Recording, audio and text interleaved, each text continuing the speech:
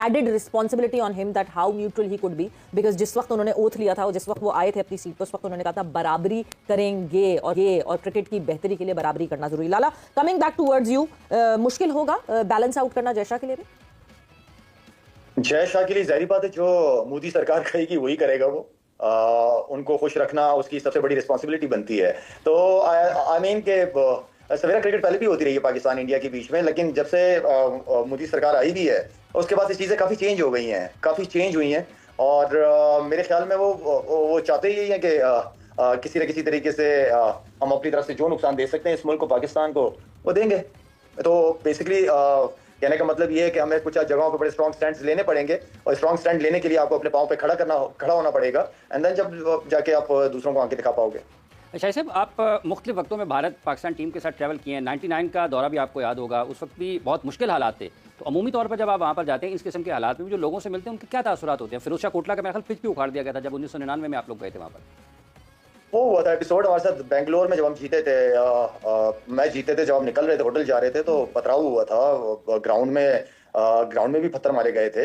ये चीजें खैर हो जाती है, लेकिन बात ये थी कि थ्रेट्स तो हमें वहां से आती थी बाल ठाकरे साहब की तरफ से, लेकिन क्योंकि गवर्नमेंट ने ग्रीन सिग्नल दिया हुआ था तो हमें किसी चीज की फिक्र नहीं थी। और पाकिस्तान और इंडिया दोनों चाह रहे थे कि क्रिकेट हो, टूर हो आपस में। ऐसे अनासिर होते हैं मेरे ख्याल में, जो इंडिया में क्या कम ग्रुप हैं इस वक्त, तकरीबन 45 से 50 उनके अपने ग्रुप्स हैं अंदर, जो कि आई मीन के खैर आई थिंक इसको बड़े पॉलिटिकली तरीके से हैंडल करने की जरूरत होती है। और अपनी लॉबिंग स्ट्रॉन्ग करें जी, आप अपने आईसीसी के साथ आपके अच्छे रिलेशनशिप बाकी क्रिकेट बोर्ड्स के साथ, जो चेयरमैन के जो काम होते हैं वो बहुत जरूरी है कि दूसरे क्रिकेट बोर्ड के चेयरमैन के साथ, उनके बोर्ड्स के साथ आपकी अच्छी रिलेशनशिप हो, अच्छे लेवल पे हो। आप लॉबिंग करें, क्यों नहीं करें? लॉबिंग की जरूरत होती है, हर मुल्क करता है, हमें भी करनी चाहिए और उससे रिजल्ट आते हैं सामने। बिल्कुल, but at the end of the day लाला, बात वही है, इस बात पे सिर्फ अफसोस कर सकते हैं कि कुछ भी हो, कहीं भी हो, जान जिसकी भी जाए, इंसान है। जहां भी जान का नुकसान हो वो बहुत ज्यादा मैटर करती है। मेरे ख्याल से पूरी दुनिया में इस वक्त जो है शायद सबसे ज्यादा अगर सस्ती कोई हो गई है तो वो इंसानी जान है। सवेरा इंसानियत से बड़ा चीज, इंसानियत से बड़ा रिलीजन, तो मेरे ख्याल में कोई भी मजहब आपको ये नहीं कहता कि दहशतगर्दी का ये अल्फाज भी बुरा है, ये काम भी बुरा है, और किसी भी मजहब में ये इसकी इजाजत नहीं है। एक इंसानियत की जान जो है बहुत कीमती जान है। मेरे ख्याल में देखें, हमने तो कभी एंटी हिंदू, हमारे पॉलिटिशियन ने कभी एंटी हिंदू कार्ड नहीं खेला अपने इलेक्शंस के लिए, लेकिन मोदी की अगर आप देखें तो वो एंटी मुस्लिम कार्ड हमेशा खेलता रहा है वो बंदा। और बात यह है कि अभी एक चीज हुई है, आपके पास सबूत नहीं है और आप ठक करके पाकिस्तान को ब्लेम कर रहे हो। यार आपके अपने ऑफिशियल्स के स्टेटमेंट है कि हम इनको घर में घुस के मारा है। हमने तो आप लोगों को सबूत दिए हैं, हमने तो आप लोगों को, आपके लोगों को चाय पिला के वापस दिया है, भेजा है सबूतों के साथ। तो आई मीन अभी हुआ है और आपने डायरेक्ट कोई मेरा मतलब आपकी मीडिया शुरू हो गई कि पाकिस्तान इन्वॉल्व है। तो आई मीन ये चीजें इस तरह नहीं होती, और सो कॉल्ड आप लोग बहुत पढ़े लिखे भी हो, ठीक है, तो आई मीन इस तरह चीजें नहीं चलती सवेरा। बेग साहब, जिस तरह अभी पाकिस्तान क्रिकेट बोर्ड के हवाले से शाहिद साहब ने कहा कि आपको इंगेज करना पड़ेगा चेयरमैन क्रिकेट बोर्ड को, दीगर ममालिक के जो चेयरमैन हैं क्रिकेट बोर्ड्स के, तो आप समझते हैं कि इस मौजूदा हालात में एक मतलब फिर पीसीबी के चेयरमैन की बहुत बड़ी जिम्मेदारी है उनके ऊपर कि वो दुनिया के दीगर अहम क्रिकेट बोर्ड के जो ममालिक हैं, बोर्ड चेयरमैन हैं, उनके साथ अच्छे तरीके से बातचीत करें पाकिस्तान का मौक़िफ़ बयान करते हुए? उनके पास तो इतना वक्त ही नहीं है। इमरान के दो मतलब वो तो वफाकी वजीर दाखिला भी हैं, पीसीबी के चेयरमैन भी हैं, कहाँ उनके पास इतना वक्त है कि वो इंटरेक्ट कर सकें। और पाकिस्तान के ताल्लुकात अगर आईसीसी में देखें तो आईसीसी के रुकन ममालिक के साथ इतने अच्छे नहीं है। इंडिया ने एक अपना ब्लॉक बनाया हुआ है, अफगानिस्तान उनके साथ है, श्रीलंका उनके साथ है, बांग्लादेश, भारत जो लास्ट ईयर अगस्त में हुआ उसके बाद से बांग्लादेश भारत से दूर हुआ है, लेकिन पाकिस्तान ने अपनी कोई लॉबी नहीं बनाई, पाकिस्तान का कोई सुनने वाला नहीं है। आप देखेंगे जो दूर अभी तक भी नहीं हुआ है, बांग्लादेश कहने को दूर है, मगर अभी जो लास्ट आईसीसी की मीटिंग हुई है उसमें बांग्लादेश ने साइडलाइंस पे मीटिंग करके जो है एक सीरीज अपने घर पे करवा ली है इंडिया के लिए। वो सीरीज जो है वो डन हो गई है। सो हमें दूर से लगता है कि ये दूर है, मगर एज फार एज जब कमाने की बात आती है तो सब इंडिया के साथ है। लेकिन सवेरा फारूक अहमद साहब जो नए प्रेसिडेंट बने, जब वो लाहौर आते हैं चैंपियंस ट्रॉफी में, तो हम उन्हें बड़ा प्रोटोकॉल देते हैं, उन्हें चाय पिलाते हैं और उनके साथ बातचीत करते हैं कि बायलैटरल। तो इसका मतलब तो यही हुआ कि वो यहाँ आए और आकर चले गए, और जहां उन्होंने अपने मुल्क का मफाद देखा वो उसी तरफ चले गए। तो पाकिस्तान क्रिकेट बोर्ड को अपनी लॉबी बनानी होगी। जब तक आप लॉबी नहीं बनाएंगे, आप इजलास में शिरकत करने के अलावा ये नहीं कि आप सिर्फ गद्दाफी स्टेडियम में लोगों को बिठाकर चाय पिलाकर उनको एंटरटेन करके वापस भेज दें। राजीव शुक्ला के साथ क्या हुआ? राजीव शुक्ला आए, चले गए, फिर उसके बाद वही लहर उगलने लगे। इससे पहले जका अशरफ के दौर में रॉजर बिनी और राजीव शुक्ला आए, उनको हमने शॉल और पता नहीं क्या क्या तोहफे तोहफे दिए चले, वो तो अच्छी बात थी, लेकिन फिर उसके बाद क्या हुआ? तो मैं समझता हूँ कि इसके लिए प्रॉपर तरीके से पाकिस्तान क्रिकेट बोर्ड को जो है लॉबी बनाना पड़ेगी, दीगर ममालिक को साथ मिलाना पड़ेगा, वरना पाकिस्तान के लिए मुश्किल हो जाएगी। और जो आप थोड़ी देर पहले बात कर रहे थे जय शाह की, तो जो आईसीसी का चेयरमैन अपनी टीम के जीतने पर, भारत के जीतने पर जिस खुशी का वो इजहार कर रहे थे दुबई क्रिकेट स्टेडियम में अगेंस्ट पाकिस्तान, उन्हें तो न्यूट्रल होना चाहिए। तो इससे तो साफ जाहिर हो रहा था कि वो पाकिस्तान, वो अभी भी भारतीय क्रिकेट बोर्ड को ही रिप्रेजेंट कर रहे हैं, हालांकि अब तो वो बीसीसीआई के सेक्रेटरी नहीं रहे। तो इन तमाम चीजों को मद्देनजर रखना होगा, पाकिस्तान को एक फॉर्म स्टैंड लेना होगा, हम सिर्फ बातें ना करें, अमली तौर पर कुछ ना कुछ करें, जभी कामयाबी होगी। राजा साहब, अमली तौर पर कुछ करना पड़ेगा, और क्या जैसे भी शाहिद साहब ने कहा कि आपको अपने पाँव पर खड़ा होना पड़ेगा, तो इसके लिए फिर चेयरमैन को भी खड़ा होना पड़ेगा ना, क्योंकि बेग साहब कह रहे हैं उनके पास तो वक्त ही नहीं और हालात पाकिस्तान के लिए मुश्किल होते जा रहे हैं। ये आप शायद आफरीदी साहब ने जो बातें की है, this is the best statement किसी भी सर्कमस्टांसेस स्टेचर की जो होनी चाहिए थी वो हो गई है। दूसरा ये कि हमें अपने हिस्से का काम करते रहना, हमने राग लापते रहना। अगर वो गूंगे बहरे हैं जिनके लिए हम कर रहे हैं तो ये उनका फेल है। हमने तो अपने हिस्से का काम करना, हमने ये बताना क्रिकेट बोर्ड को कि आप in the most befitting manner आप लीगल रेफरेंस देते हुए, आप हमारे चेयरमैन साहब हैं, वो अब ज़ाहिर वज़ीर दाखिला भी हैं, उनके पास सारे शवाहिद मौजूद हैं जो कि वहाँ पर बलूचिस्तान में जो कुछ। शाहिद साहब, ये जो पाकिस्तान और भारत के माबैन क्रिकेट के ताल्लुकात हैं, आपको लगता है कि आप मुख्तलिफ वक्तों में भारत गए और 2016 में भी आप कप्तान थे, 11 में भी जब वर्ल्ड कप खेला गया उस वक्त भी, तो हर मुश्किल वक्त में पाकिस्तान तो दौरा करता रहा भारत का, बावजूद इसके कि बहुत ज़्यादा इख्तलाफात भी रहे, शिद्दत भी रही, सियासी कशीदगी भी रही, थ्रेट्स भी रही। हाँ, खिलाड़ियों के जहनों में भी इस किस्म की चीज़ें रहती हैं, और हर मरतबा पाकिस्तान जब जाता है तो आप वैसे खिलाड़ी उसको किस तरीके से देखते हैं? अच्छा, मैंने ना अपने करियर के अंदर जो है ना 2 टूर्स बहुत इंजॉय किए हैं, ऑस्ट्रेलिया और इंडिया। ऑस्ट्रेलिया और इंडिया? हाँ, मैंने बहुत इंजॉय किया वहाँ पे, मुझे क्रिकेट का मजा है, प्रेशर भी होता है वहाँ पे, क्योंकि आप छक्का चौका मारते हैं तो आवाज़ नहीं आती तालियों की, तो वो प्रेशर भी हमने हैंडल किया। हम गए तो हम पे बेंगलोर के अंदर जब हम जा रहे थे होटल की तरफ तो पत्थर भी फेंके गए, वो मैच हम जीते थे, बहुत बड़ा टेस्ट मैच। तो देखें, जब आपको एक सिग्नल मिल जाता है, ग्रीन सिग्नल मिल जाता है, इट्स बिटवीन 2 बोर्ड्स, तो आप अगर उनकी गवर्नमेंट की तरफ से है कि पाकिस्तान आ सकती है, कोई इशू नहीं, तो हम गए, हमें थ्रेट्स मिलती रही हैं, लेकिन हम फिर भी गए, ठीक है ना, क्योंकि मैं ये इसलिए नहीं कह रहा कि मैं पाकिस्तानी हूं तो मैं ये बात कर रहा हूं, लेकिन अगर आप देखें हिस्ट्री पीछे तो पाकिस्तान ने हमेशा कदम उठाया है, और हमेशा जो ताल्लुकात को बेहतर करने के लिए बिटवीन पाकिस्तान एंड इंडिया, वो हमेशा से क्रिकेट बोर्ड ने और हमारी गवर्नमेंट ने, कोई भी गवर्नमेंट हो, हमेशा सपोर्ट किया इंडिया को, इवन कि श्रीलंका को भी सपोर्ट किया, हमने बांग्लादेश को किया, इस तरह हमारे पास की हिस्ट्री रही है।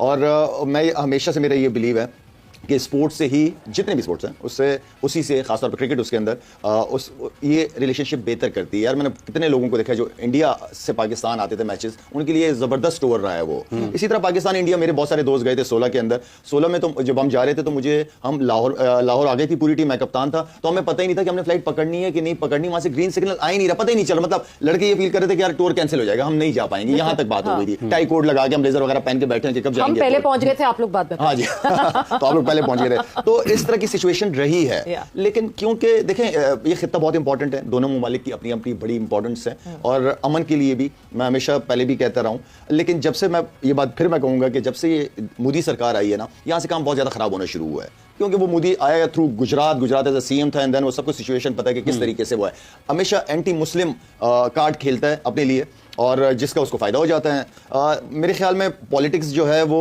मुल्कों को आपस में करीब लाने का, लोगों को आपस में करीब लाने के लिए होती है, नफरत फैलाना मकसद नहीं होता। तो मैं ये समझता हूँ कि स्पोर्ट्स ही है एक वाहिद हल, इसको सियासत से बिल्कुल दूर रखा जाए, क्योंकि उनके क्रिकेटर्स, हमारे क्रिकेटर्स दोनों खेलना चाहते हैं आपस में। हम as a cricketer, as ambassador, जैसे मैं एम्बेसडर हूँ, मेरे ब्रदर एम्बेसडर हैं स्पोर्ट्स के, हॉकी के, तो आई मीन के इनकी वजह से, हमारी वजह से ये रिलेशनशिप टूटना नहीं चाहिए, ये चलता रहे। बाकी करते रहे सियासत अपनी, करते रहे बिल्कुल, जिसने जो करना है करे, लेकिन स्पोर्ट्स इसको जो है ना, क्योंकि दोनों कौम में दोनों आवाम जो है वो क्रिकेट हॉकी खेलते हुए देखना चाहते हैं आपस में। बिल्कुल, स्पोर्ट्स की हार्मनी, आर्ट्स की हार्मनी, हम देखते हैं कि म्यूजिक एक्सचेंज होती रही, ड्रामाज एंड टैलेंट एक्सचेंज होता रहा, स्पोर्ट्स एक्सचेंज होते रहे। अच्छा, क्रिकेट पे तो सबसे पहले नजला गिरता है जब भी कोई हालात खराब होते हैं, सबसे पहले, और बहुत अरसे से क्रिकेटिंग टाइज जो हैं वो अभी खराब हुए हैं वो ties, but hockey in and out, Pakistan team भी ट्रैवल करती रही, इंडियन टीम भी पाकिस्तान आती रही, और बड़ी खामोशी से आती रही। लास्ट टाइम भी यही हुआ कि बिल्कुल वो वर्ज पे थी आने के, और फिर हम इतना शोर मचाया सबने कि आप क्रिकेट टीम को रोक देते हैं, कैसे हॉकी टीम आ जाती तो हॉकी टीम को भी रोक दिया क्या।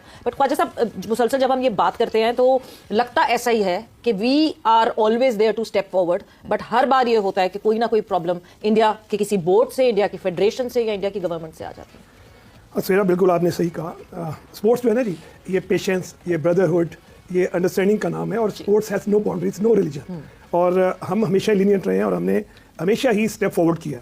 और नो डाउट, जैसे अभी शाहिद ने बात की कि हमारे मुल्क में उनको आके और हमें वहाँ जाके खेलने का मज़ा ही अपना है, मैं आपको बताऊँ। और अगर आप फर्स्ट वर्ल्ड में देखें तो एक यूरोपियन ममालिक जो है कोई बाउंड्री नहीं है, आपको पता नहीं कि आप कब किस जगह पे एंटर हो गए हैं, ठीक है।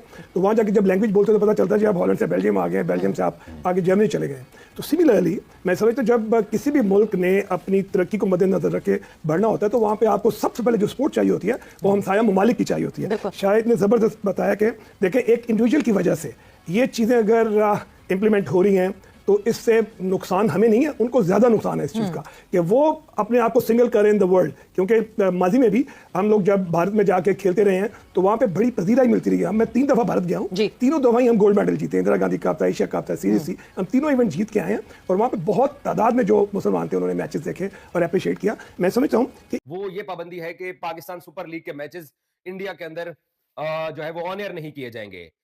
आप लोग पाकिस्तान सुपर लीग को इंडिया के अंदर दिखा रहे थे, वाकई दिखा रहे थे, या आपने सादा से लोगों को बेवकूफ बनाने के लिए, जो कि 24 घंटे आपके मीडिया का और आपकी सरकार का एक ही काम है कि इंडिया के जो शरीफ लोग हैं, सादा लोग हैं, बेचारे हमारे जैसे ही हैं, उनको हर वक्त जो है ना वो बेवकूफ बनाने के ऊपर लगे हुए हो। और क्योंकि जल्दी रिस्पॉन्ड करते हैं तो इसलिए ये खबर अब चला दी गई है कि पाकिस्तान सुपर लीग को इंडिया के अंदर नहीं दिखाया जा रहा। तो मेरा पहले सवाल यह है कि क्या आप लोग पाकिस्तान सुपर लीग को इंडिया में दिखा रहे थे? कम से कम आईपीएल तो पाकिस्तान में कहीं नहीं दिखाया जा रहा, कहीं मतलब कहीं पे भी नहीं। तो सोनी सेट मैक्स के पास शायद पाकिस्तान सुपर लीग के राइट्स थे, लेकिन शायद वो दिखा भी नहीं रहे थे। अभी पाकिस्तान सुपर लीग का आगाज नहीं हुआ था तो आपके जितने भी वो जो बदतमीज आपने रखे हुए हैं यूट्यूबर्स, जर्नलिस्ट और सोशल इन्फ्लुएंसर, वो तो सारे कह रहे थे कि यार हम पाकिस्तान सुपर लीग को कहां देखें, हमें क्रिकेट इन्फो के ऊपर या क्रिकेट बज़ के ऊपर स्कोर देखना पड़ता है। तो पाकिस्तान सुपर लीग को आप दिखा कहां रहे हैं? तो अब ये पाबंदी की खबर कहां से आ गई है? सिर्फ इसलिए कि आपने अपने लोगों को खुश करना है। वो ये कि जनाब वो वाघा बॉर्डर और अटारी बॉर्डर के ऊपर जो सेरेमनी होती है, हमने उस सेरेमनी को बंद कर दिया, हमने पाकिस्तान हाई कमीशन के बंदों को वापस भेज दिया, पाकिस्तानियों के वीजे कैंसिल कर दिए। अबे अक्ल के ढकनो, पहले अपने लोगों को ये बताओ कि ये वाकया हुआ कैसे है। क्यों बेवकूफ बना रहे हो अपने लोगों को? इंडियन मीडिया और इंडियन सरकार मिलके इतने सादा इंडियंस हैं, उनको बेवकूफ बनाया जा रहा है और वो बनी जा रहे हैं। पहले भाईजान आप लोग ये हर बात का उठा के पाकिस्तान के ऊपर इल्जाम, हर बात का उठा के कि ये पाकिस्तान ने किया होगा, और कोई सबूत है? आप लोग क्या सो रहे थे? पाकिस्तान से अगर दहशतगर्द इंडिया में गए, पहलगाम गए, तो वो तारों के नीचे से गए, तारों के ऊपर से गए, कि जहाज से गए, पैदल गए? कैसे पहुंचे वो लोग? आप लोग सो रहे थे क्या? 7 लाख फौज आपने जम्मू कश्मीर के अंदर लगा के रखी हुई है। अपने लोगों को यह बताओ। मैं तो इंडिया के सादा लोगों से मुखातिब हूं कि आप अपनी सरकार से यह सवाल कीजिए कि बंदे मारने वाले बंदे पहुंचे कैसे वहां पे? सो रही थी आपकी फौज क्या? आपकी इंटेलिजेंस कहां पे थी? हर बात का इल्जाम पाकिस्तान के ऊपर लगा देना यह गलत बात है। अपनी गलती को तस्लीम कीजिए, अपनी कोताही को तस्लीम कीजिए। क्यों? क्योंकि बस एंटी पाकिस्तान सौदा बेचेंगे, बिक जाएगा, लोग वाह वाह करेंगे, कहेंगे हाँ जी हाँ पाकिस्तान के ऊपर ये कर दो, वो कर दो, और जो ना वो अपनी गलतियां आपकी छुप जाएंगी। अच्छा चले, दहशतगर्द आपके मुल्क में किसी भी तरीके से पाकिस्तान ने भेज दिए, पहुंच गए, उन्होंने दिन दहाड़े बंदों के ऊपर फायर खोल दिया, असला लेके वो आए, वो फायरिंग करने के बाद वो बंदे गए कहां पे? 7 लाख फौज आपकी लगी हुई है। पहलगाम से वो दिन दहाड़े लोगों की जान लेकर, 28-30 लोगों की जान लेकर वो दहशतगर्द कहां चले गए? ना आए आपको पता लगा, ना गए आपको पता लगा। आप तो पाकिस्तान से तो 7 गुना बड़ा मुल्क है, पाकिस्तान से तो ज्यादा आपकी इकोनॉमी, आपका जीडीपी, आपका वो सारा कुछ है। आप अपने लोगों को ये बताइए ना, आपको सबसे पहले ये इन्वेस्टिगेट करना चाहिए था, बजाय कि पाकिस्तान सुपर लीग के मैचेस दिखा के, पाबंदी लगाने के, और वो भी ड्रामा करने के, और वो भी अपनी गलती और नाकामी को छुपाने के लिए। आपको सबसे पहले ये तय करना चाहिए कि ये लोग अगर पाकिस्तान से गए हैं, क्योंकि आपकी सरकार और आपका मीडिया कह रहा है, तो ये गए कैसे? मतलब कौन सी भंग जो है ना वो पी के, कितने गिलास पी के सोए हुए थे आप लोग कि बंदे जो है ना वो उधर चले गए, और वो बंदे मार के फिर गायब भी हो गए? कैसे चले गए? ये सवाल आप क्यों नहीं पूछते हैं? दरअसल ये आपकी अपनी सिक्योरिटी फेलियर है, या आपकी अपनी कमजोरी है। हर बात को पाकिस्तान के ऊपर डाल देने का मतलब यह होता है कि आप लोग अपनी कमजोरियों और अपनी खामियों को छुपाते हैं, और क्योंकि आप लोगों के इलेक्शन हो या आप लोगों के पास कोई भी दहशतगर्दी का वाकया हो, तो पाकिस्तान जो है ना वो सबसे बिकने वाला सौदा होता है कि पाकिस्तान के ऊपर डाल दो। और दूसरा मैं एक और सवाल करना चाहता हूं कि इंडियन गवर्नमेंट जो है वो क्या प्रूव करना चाह रही है कि पाकिस्तान के ऊपर अटैक कर दिया जाएगा? आप लोगों ने लास्ट टाइम भी बालाकोट इशू के बाद पाकिस्तान के ऊपर अटैक किया था, वो अभिनंदन भाई आए थे। मैं वैसे कमाल हूं इंडियन मीडिया के ऊपर भी, ठीक है, जो मिल के टीम बनाते हैं, आसिफ अली को वापस ये टीम में लेके आए और उससे ओपन करा दी। माशाल्लाह क्या बात है यार, 8 साल के बाद ओपन। जब Asif Ali, remember the name, T20 जब पहली दफा खेले थे ना तो उस टाइम उन्होंने ओपन की थी, लेकिन जब इनको पाकिस्तान टीम में लाया गया वो यही 6, 7वें नंबर पे लाया गया। वो भाई वो नीचे नहीं खेल सकता, उसको ओपन करा दी इतने अरसे के बाद। ये इतनी बड़ी बेवकूफ़ी की, क्योंकि Asif Ali, remember the name को डालने का मतलब ये है कि आपने अपने जो पावरफुल प्लेयर्स थे, जो हिटिंग करने वाले थे, वो नीचे के नंबर पे चाहिए थे। नीचे के नंबर पे इनके पास थे ही नहीं, क्योंकि आप डेविड विजे को भी नहीं खिला रहे थे, तो आपके पास नीचे ऐसे प्लेयर नहीं जो छक्के मार सके, तो वो तो आसिफ अली था। आपने उसको ओपन करा दिया, वो बेड़ा गर्क हो गया सारा। उसके बाद एक और चीज देखो, इनके प्लेयर आ रहे जा रहे हैं, मार रहे हैं, कोई समझ नहीं आ रही क्या खेलना चाह रहे हैं, ठीक है ना।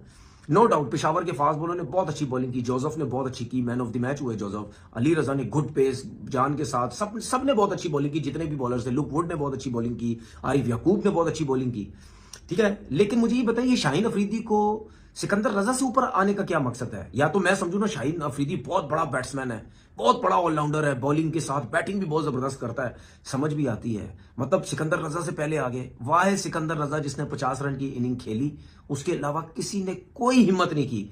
कुछ 1-2 बाउंड्रीज जो है रिशाद हुसैन ने लगाई, किसी ने कोई हिम्मत ही नहीं की। पूरी टीम 129 पे आउट हो गई, ठीक है। अगर इतनी गंदी बैटिंग करने के बाद, जिसमें से एक प्लेयर है सिकंदर रजा जिसने 50 किए, अगर ये सब कुछ होने के बाद टीम 129 कर सकती है, तो फिर सोचें कि अगर सेंसिबल बैटिंग की जाती, ऊपर के जो 4-5 प्लेयरों ने गंदी शॉटें मारी हैं, अगर वो ना होते तो आराम से 150-160 रन की इनिंग होती और पेशावर को मुश्किल हो जाती, जो कि शुरू में हुई, ठीक है ना। साइम अयूब पहले ओवर में आउट हो गए, फिर हारिस भी जल्दी आउट हो गए, फिर उससे पहले कैडमोर जो है वो हारिस रऊफ की बॉल पे बोल्ड हुए। यहां भी कप्तानी बेकार की शाहीन अफरीदी ने। मुझे समझ नहीं आई कि आसिफ अफरीदी हर मैच में सर्किल में बॉल कर रहे हैं, ठीक है। अब यहां पे चले, आसिफ अफरीदी सर्किल में करते या ना करें बॉल, वो कर रहे हैं या ना करें भाई। आसिफ अफरीदी को आपको सर्किल में बॉल बाबर आजम के सामने लेकर आना चाहिए था। आज अगर जो बाबर आजम ने रन किए हैं वो शाहीन की बैट कैप्टनसी की वजह से हुए हैं। अगर वो आसिफ को लाता, वो आम बॉल पे प्रॉब्लम होती है बाबर आजम को, ये सबको पता है। वो ये समझता है कि बॉल ब्रेक होगा, सीधा रहता है, उसके सीधा पैडों में लगता है, वो चांस जाया किया। अच्छा, उसके बाद जब हारिस रऊफ ने अपने पहले ओवर में कैडमोर को बोल्ड किया, ठीक है, तो भाई अगला ओवर आपको हारिस रऊफ से करवाना चाहिए था बाबर आजम के ऊपर। क्यों? क्योंकि नो डाउट इसमें कोई शक नहीं है, बाबर की फॉर्म नहीं है, सब कुछ नहीं है, ठीक है। लेकिन कहीं ना कहीं हर किसी के दिमाग में एक चीज है भाई, प्लेयर अच्छा है, ये कहीं ना कहीं खड़ा हो गया, रन कर सकता है। तो भाई जब ये भी जहन में एक चीज आती है, तो फिर आप 100% अपने मेन बॉलर्स को सामने लेके आते हैं, जो कि आप आसिफ अफरीदी की सूरत में नहीं लाए, फिर हारिस रऊफ की सूरत में भी नहीं लाए। आज बाबर आजम ने कोई चांस नहीं दिया, कोई मौका नहीं दिया। अपील हुई हारिस रऊफ की बॉल पे, अंपायर ने लेग बिफोर दिया, लेकिन रिव्यू पे मिसिंग था जो बाबर आजम ने लिया। लेकिन एक्स्ट्राऑर्डिनरी उसने बैटिंग की। उसके साथ साथ जो हुसैन तलत ने बैटिंग की, प्रॉपर फर्स्ट क्लास प्लेयर, काफी अरसे से खेल रहा है, बहुत अरसे से खेल रहा है। इस लड़के को जिस तरह दूसरे पर्चियों डंडों को मौके मिलते हैं ना, इस लड़के को प्रॉपर चांसेस बिल्कुल नहीं दिए, ठीक है। मुझे नहीं लगता 10-15 मैच दिए हों इसको कंटिन्यू। ये वो प्लेयर है, जब ये प्रॉपर स्टार्ट इसने क्रिकेट खेलना शुरू की थी, परफॉर्मेंस भी कर रहा था, इसका पेस भी अच्छा था, बैटिंग भी अच्छी करता है भी, लेकिन इसका पेस कम हो गया थोड़ा सा। क्यों? क्योंकि जब आप एक लड़के को मौके ही नहीं दोगे, ना आप PSL में उससे इतनी बॉलिंग करवाओगे, ना उसको पाकिस्तान टीम में सिलेक्ट करोगे, तो डिसार्ड हो जाता है बंदा। अभी भी मौका है, उसको थोड़ा सा आप स्टेब्लिश करो, उसको बोलो कि यार आप एक अच्छे ऑलराउंडर हो, आप बॉलिंग भी कर लेते हो, बैटिंग, यार देखें भाई, मतलब।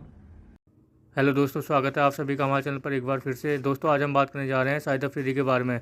जी हाँ दोस्तों, वही शाहिद अफरीदी जो पाकिस्तान के लिए खेलते थे और पाकिस्तान के लिए 10 बार संन्यास लेने के बाद दोबारा से 10 बार वापसी भी कर चुके थे, और कई वो बहुत बार संन्यास भी ले चुके हैं, बहुत बार वापसी भी कर सकते हैं, कर चुके हैं। तो दोस्तों आगे अगर हम बात करें शाहिद अफरीदी के बारे में, आज के बारे में, तो दोस्तों शाहिद अफरीदी ने जो भारत के अंदर अभी चल रहा है, पहलगांव के अंदर जो अटैक हुआ है, उसको लेकर एक बहुत बड़ा बयान दे दिया है दोस्तों। अगर हम बात करें तो दोस्तों, क्योंकि भारत के BCCI ने बहुत कड़े एक्शन ले लिए हैं इसको लेकर, क्योंकि दोस्तों जिस तरह से भारत के अंदर ये चीज़ें हुई हैं, इनको लेकर भारत ने साफ साफ इनकार कर दिया कि आगे पाकिस्तान के खिलाफ कोई भी क्रिकेट नहीं होने वाली है, चाहे वो ICC टूर्नामेंट हो, चाहे किसी भी तरह की क्रिकेट क्यों ना हो, पाकिस्तान के साथ में कोई भी क्रिकेट नहीं खेली जाएगी। उसके बाद में दोस्तों अगर हम बात करें इस चीज़ को लेकर, पाकिस्तान की मीडिया और पाकिस्तान के जो पूर्व क्रिकेटर हैं काफ़ी ज़्यादा भड़के हुए नज़र आ रहे हैं, क्योंकि दोस्तों वो कह रहे हैं कि इस तरह से तोड़ना होता है कि इन्होंने पूरा अपने तरीके से मनवाना चाहते हैं हर चीज़ को। और दोस्तों वहीं अगर हम बात करें शाहिद अफरीदी की, तो शाहिद अफरीदी के बॉल काफ़ी ज़्यादा बिगड़े हुए नज़र आ रहे हैं, क्योंकि दोस्तों जिस तरह से शाहिद अफरीदी काफ़ी ज़्यादा उल्टे सीधे बयान देने के लिए भी माहिर है। क्योंकि दोस्तों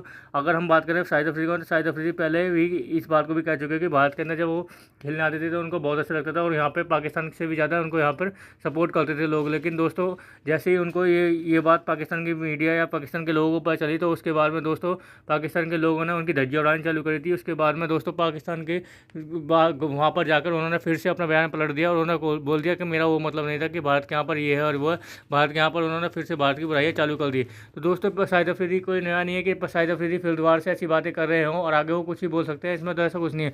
लेकिन दोस्तों अगर हम बात करें, पाकिस्तान के लिए काफ़ी लंबा क्रिकेट खेला है उन्होंने, क्योंकि दोस्तों काफ़ी बार संन्यास लेने के बावजूद भी काफ़ी बार उन्होंने वापसी करी क्रिकेट में, और उसके बाद भी वो इस तरह की बयानबाजी कर रहे हैं, तो ये काफ़ी ज़्यादा दुर्भाग्यपूर्ण है। क्योंकि दोस्तों एक तरफ ये इनके क्रिकेटर कहते हैं कि हम क्रिकेट से मतलब रखते हैं, हमें पॉलिटिक्स से कोई मतलब नहीं है। दूसरी तरफ अगर हम बात करें दोस्तों इधर, तो ये पूरी तरह से पॉलिटिकली नज़र आ रहा है, जिस तरह से शाहिद अफरीदी बयानबाजी कर रहे हैं इन चीज़ों को लेकर।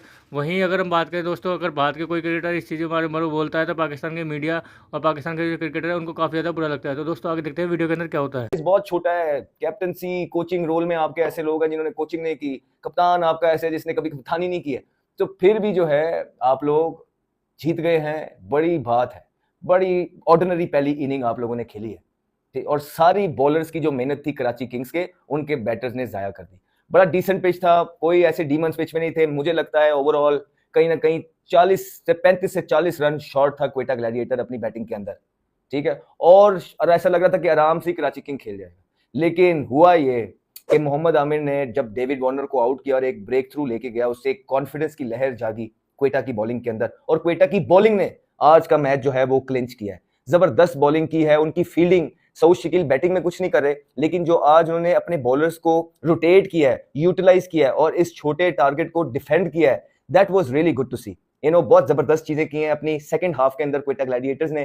तो वहां तक आप बॉलिंग की बात करेंगे तो सारा क्रेडिट तो बॉलर्स का है, और बड़ा जबरदस्त हो गया है ये मैच जीत के क्वेटा के लिए। एक तो बड़ी देर बाद ये लोग मैच खेले, बाकी सारी टीमें 5-5, 6-6 मैच खेल गए हैं। ये पता नहीं कोई पीछे 2 महीने पहले ऐसे लग रहा है आखिरी मैच अपना खेले थे, और आज जो है ना फिर उनको जो है ना बुला लिया गया कि आ जाइए।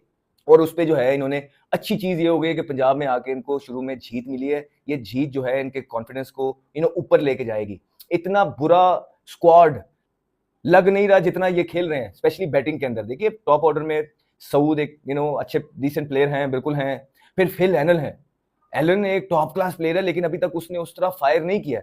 और क्वेटा जो है फिन एलन पे बैटिंग के अंदर बहुत रिलाई करेगा। ऐसा नहीं होगा कि इनकी जो बॉलिंग है हर दफा जो है ना खुरमशिदाद अच्छी बॉलिंग कर जाएगा, हर दफा जो है ना मोहम्मद आरिफ अच्छी बॉलिंग कर जाएगा, हर दफा आपको अबरार जो है ना प्रेशर डाल के विकेट लेगा, हर दफा माजिद जो है ना आउट करेगा प्रेशर। ऐसा नहीं होगा, बैटिंग को कहीं ना कहीं बॉलिंग का साथ देना पड़ेगा।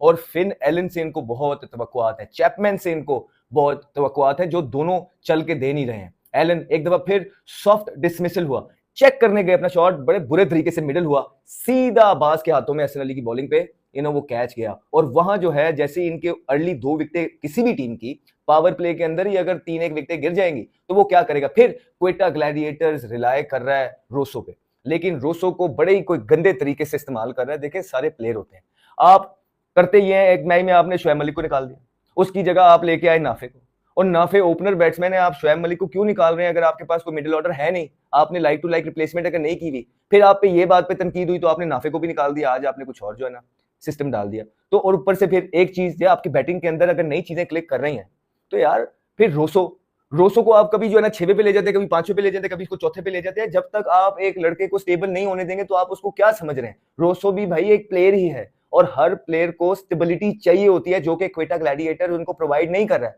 जब आप हर रोज एक नए नंबर पे एक प्लेयर को भेजते रहेंगे तो वो और क्या करेगा? तो आपको बैटिंग के अंदर परफॉर्मेंस करनी है ताकि बॉलर्स का साथ दिया जाए। बॉलर्स की आउटस्टैंडिंग एफर्ट रही है। आई थिंक सारी जो गलतियां थी बैटिंग के अंदर, जो ब्लंडर्स कर रहे हैं और जो जिस तरह इनकी मैनेजमेंट इनको रोटेट कर रही है और सेटल नहीं होने दे रही है इनके प्लेयर्स को, ये सारी चीजों को छुपा दिया है। लेकिन गोइंग फॉरवर्ड ये चीजें बार बार इस तरह के टोटल डिफेंड नहीं होंगे, आप में स्टेबिलिटी लेके आनी होगी विद इन द ग्रुप। आप रोसो को अच्छे तरीके से यूज करें, आप एलन के साथ बात करें, ठीक है, तो इनको स्टेबल होने दें। फिर चैपमैन पे बहुत रिलाई कर रहे हैं, चैपमैन थोड़ा सा अनलकी रहे आज, लेकिन बहुत डेंजरस प्लेयर हैं, बड़े अच्छे प्लेयर हैं। और पाकिस्तान के अंदर चैपमैन जब भी आते हैं वो परफॉर्मेंस करते हैं, बड़ी जबरदस्त परफॉर्मेंस करते हैं, इसमें कोई दो राय नहीं है। ठीक है, लेकिन अभी तक जो चैपमैन का बल्ला है वो उस तरह बोला नहीं जिस तरह न्यूजीलैंड के तरफ से बोलता है पाकिस्तान के अगेंस्ट, स्पेशली पाकिस्तान के अंदर। तो वो भी क्वेटा ग्लैडिएटर चाहेगा कि चैपमैन का बल्ला जो है ना जरूर बोले, और मेरा वहू मोमेंट ऑफ द डे यही है जो इवन दो के क्वेटा ग्लैडिएटर मैच जीता, कराची हार गया, लेकिन जो हसन अली की शुरू में टॉप ऑर्डर में 3 विकेटें थी, वो मेरा वहू मोमेंट ऑफ द डे है। आप लोग का वहू मोमेंट ऑफ द डे क्या है, नीचे कमेंट सेक्शन में बताएं। तो क्वेटा चाहेगा कि इनके जो ये बैट्समैन है रोसो, चैपमैन और एलन, ये क्लिक करें, क्योंकि ये बैटिंग हैवी खेल रहे हैं। बॉलर्स इनके लोकल है, खुरम शहजाद देखें लोकल है, आमिर इनके लोकल हैं, इब्रार, माजिद, ये सारे लोग लोकल हैं। तो ये टीम रिलाई कर रही है अपने फॉरनर्स पे इन द बैटिंग, और इनके फॉरनर्स और लोकल कोई नहीं चला। लोकल तो फिर एक अच्छी मजामत शो की आज फहीम अशरफ ने 43 रन की इनिंग खेली, जबरदस्त इनिंग थी जिसमें 3 एक छिक्के भी उन्होंने मारे, चौके भी मारे, उनकी बदौलत। तो दोस्तों आपने देखा पाकिस्तानी मीडिया के रिएक्शन। पाकिस्तानी मीडिया के रिएक्शन की अगर हम बात करें दोस्तों, पाकिस्तानी मीडिया इस टाइम काफ़ी ज़्यादा बिलबलाया नजर आ रहा है। स्पेशली अगर हम बात करें दोस्तों क्रिकेट के बारे में, नहीं हर जगह से ही पाकिस्तानी मीडिया बिलबलाया नजर आ रहा है, क्योंकि भारत के जो BCCI उसके द्वारा जो कड़े एक्शन लिए गए हैं पाकिस्तान के खिलाफ आने वाले टाइम के लिए, उनके लिए बहुत ज़्यादा खतरे की घंटी बज चुकी है। क्योंकि दोस्तों अगर भारत के साथ उनके ICC इवेंट में भी अगर मैच नहीं होंगे तो उनको कहाँ से पैसा मिलेगा, क्योंकि दोस्तों पाकिस्तान की टीम उस लेवल की टीम तो है नहीं कि उनको कोई भी जो बोर्ड है आराम से पैसा दे देगा, क्योंकि दोस्तों वो इस तरह की क्रिकेट खेल रहे हैं जिसे लेकर वो काफ़ी ज़्यादा ट्रोल भी हो रहे हैं। और उसके बाद में अगर हम बात करें दोस्तों, जो पाकिस्तान की टीम है अभी के लिए अगर ध्यान दें तो पाकिस्तान की टीम में कोई भी ऐसा बल्लेबाज नहीं है जिसके नाम पर ब्रांड बिक सके कि या फिर उनको उसको देखने के लिए स्पेशली दर्शक देखने के लिए उनको आए। वहीं अगर हम बात करें दोस्तों, तो भारत ने एक बड़ा एक्शन और ले लिया है कि PSL जो पाकिस्तान का मैन लीग मानी जाती है, उसको लेकर भी बहुत बड़ी अपडेट ये आ रही है दोस्तों कि भारत ने अपने यहाँ पर इस PSL का ब्रॉडकास्ट बिल्कुल बंद कर दिया है। क्योंकि दोस्तों जिस तरह से ब्रॉडकास्ट बंद किया गया है, पाकिस्तान के PSL को भी बहुत बड़ा नुकसान होने वाला है, क्योंकि दोस्तों इससे व्यूअरशिप में पाकिस्तान के PSL की बहुत ज़्यादा डाउनफॉल होने वाला है। और वैसे ही PSL इस टाइम IPL के बीच में चल रहा है, तो उनके जो TRP है वैसी हाई नहीं थी, और उसके बाद में इस तरीके के जो डिसीजन लिए जा रहे हैं अभी दूसरे चैनल्स द्वारा, उनको लेकर भी काफ़ी ज़्यादा चिंता का सबब बन चुका है पाकिस्तान क्रिकेट टीम के लिए और पाकिस्तान क्रिकेट बोर्ड के लिए। क्योंकि दोस्तों जब व्यूअरशिप ही नहीं होगी तो कोई भी लीग या टूर्नामेंट कराने का कोई फ़ायदा नहीं है। जिस तरह से अभी जो एक्शन लिए गए हैं भारत के खिलाफ, भारत से पाकिस्तान के लिए, तो उसे देखकर क्रिकेट के बारे में काफ़ी ज़्यादा नज़र आ रहा है कि भारत इस बार अपने स्टिक एक्शन लेने वाला है। और जहाँ तक कि क्रिकेट को उन्होंने पहले ही बोल दिया कि क्रिकेट अब पाकिस्तान के साथ में कोई नहीं होगी, और ICC को इस बारे में चिट्ठी भी लिखी जाएगी कि आगे से कोई भी ICC इवेंट में पाकिस्तान के साथ में हमारा एक ही ग्रुप में मैच ना हो, ताकि हमें इनसे खेलने का मौका मिले। और आगे भी अगर हम बात करें दोस्तों, तो आने वाले टाइम में पता चल पाएगा कि ये बातें कहाँ तक आगे तक जाएंगी। वहीं पाकिस्तान की तरफ से बयानबाजी पूरी तरह से चालू हो चुकी है। जिस तरह से पाकिस्तान हमेशा से होता तो उन पर कुछ नहीं है, लेकिन फिर भी अपनी बयानबाजी से वो पीछे नहीं हटते हैं। जिस तरह से उनकी टीम के खिलाड़ी बहुत बड़े बड़े बोलते हैं और जब टाइम आता है तो फिशी साबित हो जाते हैं। तो दोस्तों कैसे लगी आज की हमारी वीडियो, हमें कमेंट करके जरूर बताएं। हमारे चैनल को लाइक एंड सब्सक्राइब जरूर करें ताकि आपको हमारे साथ बना रहे। धन्यवाद।